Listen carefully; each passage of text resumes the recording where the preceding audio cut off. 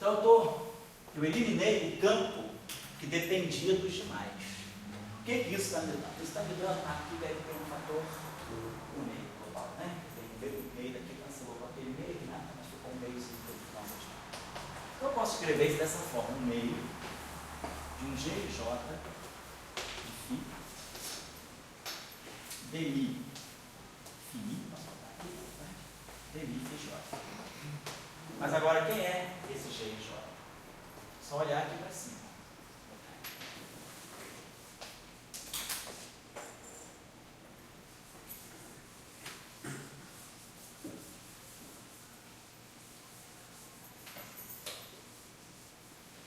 Então, GJ é o delta de J mais φ sobre a raiz quadrada, então, raiz que ser 2 menos ficar quadrado. Então, isso é justamente a métrica e forma cartesiana de uma esfera tridimensional. Então, o que nós estamos fazendo? O que isso aqui pode estar representando? Nós geramos algo que se encaixa nesse protótipo aqui. O que é esse objeto? É uma teoria de campos clássicos, de campos escalares, vinculados. Então, o efeito do vínculo foi substituído por tudo que você disse, por uma alta interação. Olha só. Aqui, essa métrica, ela é a expressão de um vínculo. Essa métrica que está aqui, ela saiu porque φ4 ao quadrado era x2 menos φ1 ao quadrado, menos φ2 ao quadrado, menos φ3 ao quadrado. Então, o vínculo introduziu uma métrica. Então, agora eu tenho um conjunto de campos de Klein-Gordon, de campos escalares, que não são mais livres. Eles têm um pelo cinético, del de J está dando, tem φ e φJ. Mas aparece um termo que inclusive é não polinomial. Não tem só campos multiplicando, porque geralmente no Lagrangiano usual a gente tem campos multiplicando campos, ou tem interações polinomiais. Essa interação é não polinomial, porque esse campo aqui está no denominador. Então isso aqui pode ser expandido a todas as ordens. Então, qual foi? O que essa métrica, então, essa métrica, nesse problema GJ, está refletindo? Essa métrica GJ, ela é reflexo dessa relação aqui. Eu tenho uma ação para campos livres, porém, eles estão sujeitos a um vínculo. Então, vínculo, indiretamente, significa uma interação. Eu não necessariamente boto o vínculo, boto a interação na ação, mas eu expresso essa interação por meio do vínculo. E aí, quando eu elimino esse vínculo, eu esqueço dele e elimino o φ4 em função dos φ's, eu ganho uma ação de Klein-Gordon generalizada, onde o termo cinético agora deixa de ser constante. Ele tem uma métrica. Essa métrica é a expressão desse vínculo. Então, isso que está aqui pode estar representando, essa métrica que está aqui, ela pode estar, se ela for uma esfera, certamente, aí a gente tem um conceito geométrico que se chama as isometrias de uma métrica. Se eu souber, quando eu tenho uma métrica, no livro do Weinberg de relatividade, ele ensina mais ou menos a calcular, a gente tem uma técnica chamada técnica dos vetores de Killing. Dada uma métrica, eu posso saber quais são as isometrias daquela métrica, ou seja, todas as transformações que deixam aquela métrica invariante. As isometrias de uma métrica são as simetrias que essa métrica tem. Então, no caso de uma esfera, eu tenho uma esfera n-dimensional, e essa esfera n-dimensional, ela tem sempre um grupo de simetria só n mais 1. A esfera, na verdade, é um quociente entre dois grupos. Isso aqui a gente pode esquecer, isso aqui é o grupo de isotropia. O que é importante é isso. Então, se eu tiver essa métrica aqui, ela é tridimensional. 1, 2, 3. Essa métrica é uma esfera tridimensional. Portanto, esse modelo aqui, ele deve ter uma simetria racional. Então, essa métrica, ela automaticamente já te dita também, se você souber as isometrias dessa métrica, você já sabe qual é a simetria que está em jogo. Ou seja, você também já sabe até qual é o vínculo. Então, eu estou querendo colocar para vocês que o modelo sigma não linear, que pode estar expressando um vínculo entre grandezas físicas, é o caso do ferromagnetismo. Quer dizer, quando Heisenberg escreveu a teoria de campos para o ferromagnetismo, quando ele ficou triste, né, e desiludido com a física por causa da equação de Dirac, ele se retirou e falou, bom, acabou para mim o mundo das partículas, acabou com essa porcaria de equação indireta, deixa eu fazer outras coisas interessantes. Foi fazer magnetismo, e aí ele bolou essa equação, ele bolou essa descrição do magnetismo, do ferromagnetismo, por um modelo A3, modelo sigma não linear. Esse você queria falar? O que você fez aí foi fazer um caminho contrário. Foi o contrário. Mas nesse caminho contrário você botou como input o vínculo. Isso. Então você não tem uma sua origem nesse vínculo, você está mostrando, na verdade, com esse cálculo. Estou ilustrando um exemplo daquilo ali. Aquilo ali é uma categoria muito mais geral e eu dei um exemplo muito particular daquela. Vai mostrar como o vínculo saiu, na verdade, da geometria. Exatamente. O vínculo entre campos.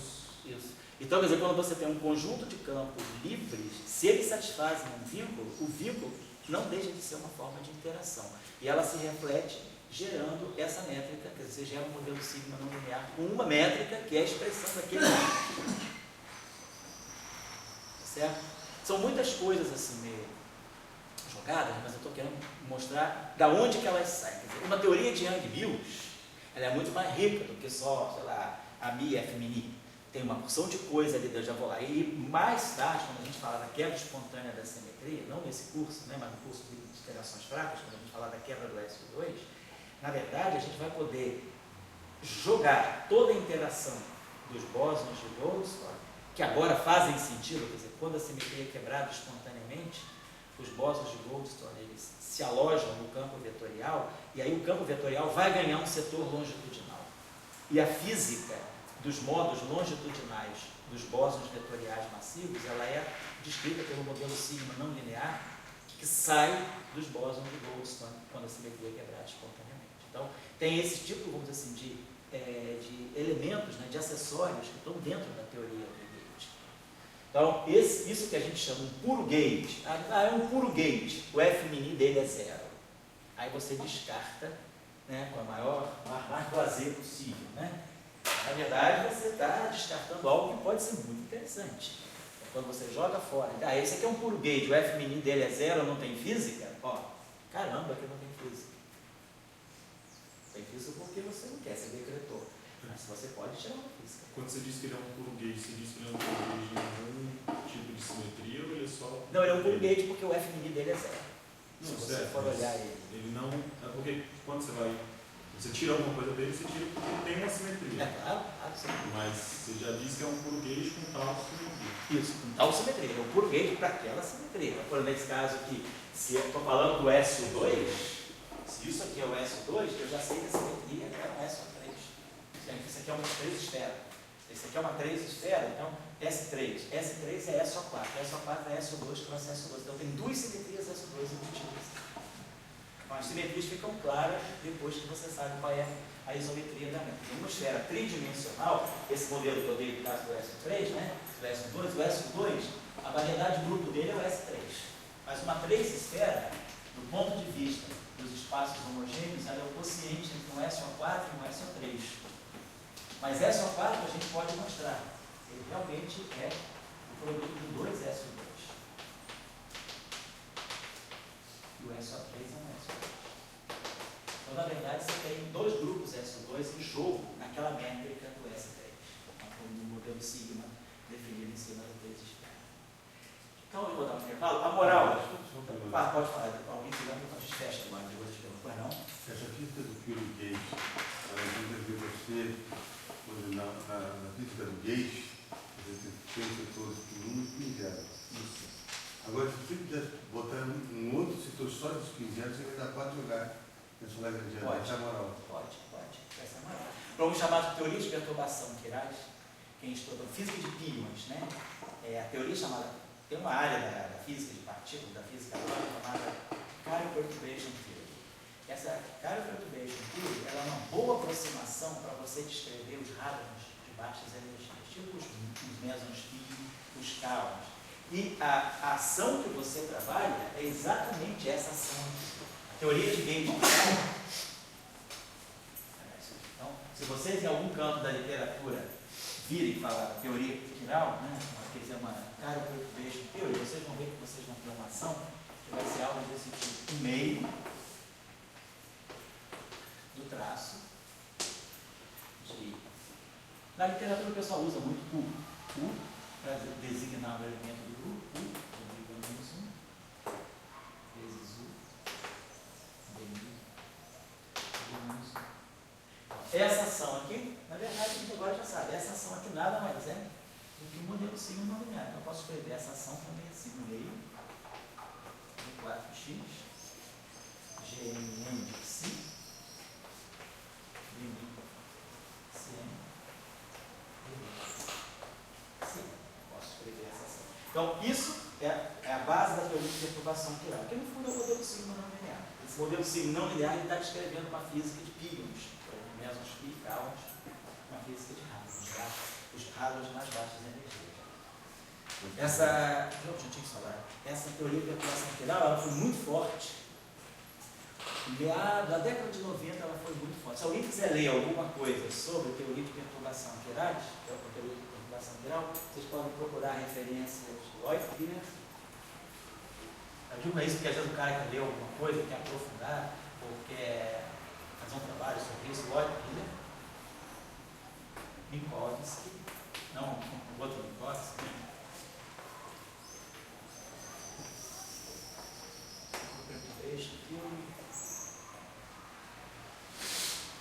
os italianos também andaram mexendo com isso. Belucci. Esse cara tem Cícero. Não, ele era na Universidade de Roma. Ele fez a Cícero, ele era meu colega da Cícero. Mas ele está na Universidade de Roma. Lloyd Wheeler tem um outro. Lloyd Wheeler. Acho que Lloyd Wheeler tem um trabalho bem, assim, um review muito bom, muito instrutivo sobre essas teorias de perturbação nucleares. Tá? Se vocês quiserem ler, para aprender um pouco, se alguém quiser fazer um review, entender um pouco o estado da arte desse assunto, pegue algum trabalho do Lloyd Wheeler, ou do Minkowski. Minkowski também escreveu algumas coisas boas. Bom, então só para fechar um pouquinho a discussão, nós estamos vendo o seguinte: existe vida no pós-gate. Imaginar, o puro gate não é nada. O puro gate não é nada se a simetria do gate for exata. Mas o puro gate pode começar a ter vida própria quando há quebra espontânea da simetria. Então, o que a gente estava entendendo é, nós estamos fazendo a física do nada. Nós estávamos entendendo o que está dentro do nada. Então, o que está dentro do nada é um modelo sigma não linear. Então, o setor dito de puro gate, ele é um setor escalar. Então, esse setor aqui, ele pode ser invisível ou ele pode ser visível. Então, na quebra espontânea de simetria, quando os bósons vetoriais ganham massa, quem está coordenando a física longitudinal desses Ws, né, o LHC faz um espalhamento no LHC de W mais W menos, longitudinalmente polarizado. Você vai ver a seção de choque, vai ver a simetria na seção de choque do W mais, W menos, longitudinal. Essa física está dentro desse modelo sigma não linear, dentro desse modelo quiral. Acho que depois, daqui a pouco a gente vai ver um pouquinho mais, né? Aí a gente vai ver uma outra forma. Aqui dentro ainda tem campo de Young-Mills escondido também. Tá? Vamos ver que dentro do setor de spin zero tem também campo de Young-Mills escondido. A coisa é muito, assim, muito emaranhada. Emaranhamento de simetrias. Vocês vão ver que nós vamos trabalhar um pouquinho mais agora a ação do modelo sigma não linear. Então a gente entendeu a origem dele. O modelo sigma não linear, ele pode sair de um vínculo. Eu pego um conjunto de campos. Por exemplo, se vocês quiserem fazer um modelo sigma não linear, não em cima de uma esfera, mas em cima de um ADS. Suponhamos que vocês tenham 4 campos, faz esse exercício, tarefinha aí. Aliás, né, os grupos vão se formando, parece, né? Já houve uma primeira rodada de 5 pessoas para se inscrever. Você, o Léo, né? Você, o Léo, o outro Felipe, tem mais uma pessoa que estava também envolvida para formar grupo. Eu vi os 5 nomes rolando, então vou deixando as tarefinhas aí para vocês, se eles quiserem se organizar. Esse exercício aqui, por exemplo. Suponhamos que eu tenha esse vínculo aqui, eu tenha 4 campos escalares satisfazendo esse vínculo aqui, φ1 ao quadrado, menos φ2 ao quadrado, menos φ3 ao quadrado, mais φ4 ao quadrado, igual a um certo C2.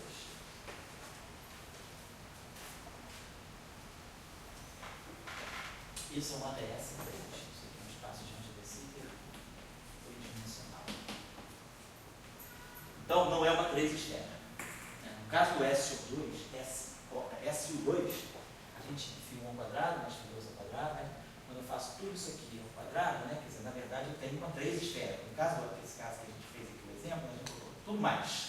Aí eu eliminava o φ4 em função do φ2. Então, o que eu estava tentando, no fundo, é uma esfera tridimensional. Então, eu estava fazendo um modelo sigma em cima de uma 3 esfera.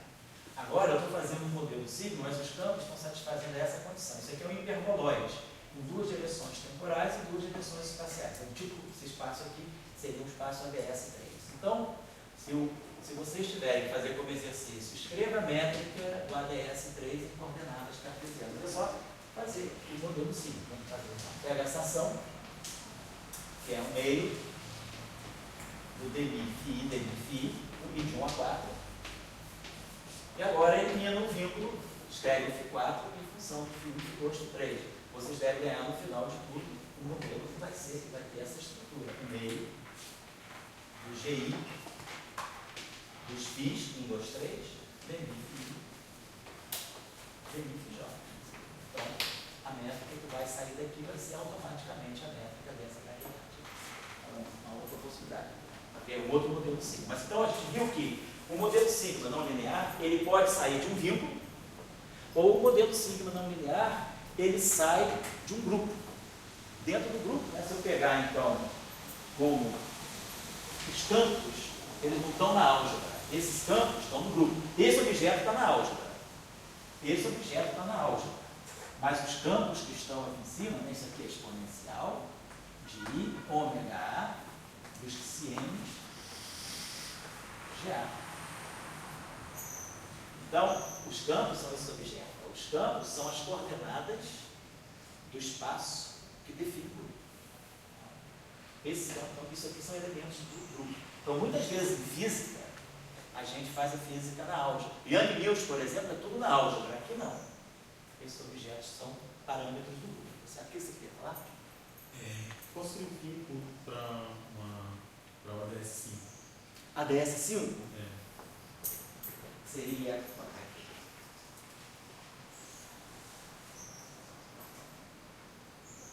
φ1 ao quadrado menos 2 ao quadrado menos 3 ao quadrado menos 4 ao quadrado menos 5 ao quadrado mais 6 ao quadrado igual a 50. Bom, esse ADS, você pensa sempre o seguinte: sempre que você quiser um ADS de n dimensões, você vai para n mais 1 dimensões. Aumenta uma dimensão. E dentro dessas n mais 1 dimensões, você separa 2 dimensões temporais e n mais 1 menos 2 dimensões espaciais. Então, no caso de ADS5, você teria 2 e 4. Na ADS5, você faz, vou para 6 dimensões, deixo 2 dimensões para tempo e 4 para espaço. Você pegar a ADS3, como eu fiz aqui agora, a ADS3, você vai para 4 dimensões, 2 tempo e 2 espaços. Mas 2 tempos é porque uma vai morrer no vínculo, né? Uma vai morrer o quê? No vínculo, quando se for retirar o vínculo. Exatamente. Você tira uma das coordenadas do tempo e fica só para o 5. Por isso que 5. Isso. Que aí o ADS5, É 1 mais 4. isso, o ADS5, assintoticamente, ele vai te pegar, quer dizer, uma fronteira do ADS5 é o espaço bucólico. Assintoticamente, ADS5, esse grupo aqui seria SO24. Né? Você tem 4 SO, estou no espaço 6 dimensões, 2, 4. Então, meu grupo de isometria, meu grupo de Lorentz seria SO24. SO24 tem 15 geradores. SO24 é o grupo conforme do espaço bucólico. Então, isso que é o grupo já de isometria do ADS5, ele é automaticamente o grupo conforme do teu espaço de bucólico. Então, o teu espaço bucólico é uma fronteira do ADS5. Então, aquilo que é ADS5, que é um espaço curvo, ele está te dando alguma coisa conforme na fronteira do espaço. É por isso que você faz a gravitação está no ADS5 e o que é conforme está no espaço de Minkowski, que é Young Mills. Então, essa correspondência entre gravitação e Young Mills, ela vem do ADS5 por causa disso, porque o ADS-5 ele embute naturalmente a simetria conforme do espaço do micótico, a simetria conforme do limite. Está tudo mais ou menos amarradinho, dessas simetrias amarradinhas. Tá? Vamos dar um intervalo agora? São praticamente 6 horas, então a gente retoma às 6h20.